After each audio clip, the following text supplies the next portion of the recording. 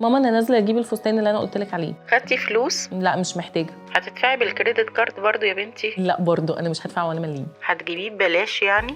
بالبوينتس بتاعتي. ايه البوينتس دي؟ انظمه النقاط دي زي برنامج مكافآت كده، بتاخد فيه نقط كل ما تشتري حاجه او تسدد فاتوره، وفوائده كتير قوي. اولها توفير الفلوس، تخيل تشتري حاجه وتدفع نص ثمنها، او تاخد هديه حلوه مثلا وما تدفعش ولا جنيه. تاني حاجه السفر مجانا، تخيل تسافر من غير ما تدفع ثمن التذاكر، تبدل نقاطك بتذاكر سفر مجانيه. ولو مزنوق في هديه وما معكش فلوس، تقدر برضو تستبدل النقاط دي بهديه حلوه وتخرج من الازمه من غير اي ازمه. طيب ازاي تستفيد اقصى استفاده من برنامج النقاط؟ اختار بطاقه ائتمان او بنك مناسب بيقدم نظام نقاط حلو يكون مناسب لاحتياجاتك، واعرف الاماكن المتعاونين معاه. استخدم بطاقتك بانتظام، لانك كل ما استخدمتها اكتر كل ما كسبت نقاط اكتر. انتبه لمكافآت الفئات، لان في فئات كروت بتدي نقاط اكتر من غيرها. استغل الفرصه دي، استبدل نقاطك بمكافآت قيمه، وما تستناش تجمع كتير علشان ما تنساهاش وتاريخها يعدي وتروح عليك. استبدلها بمكافآت حلوه تستمتع بيها اول باول. لو عندك كارت ديبت او كريدت، يلا قوم بسرعه كلم البنك اعرف عندك كام نقطه وقولي هتجيب بيهم ايه في الكومنتس.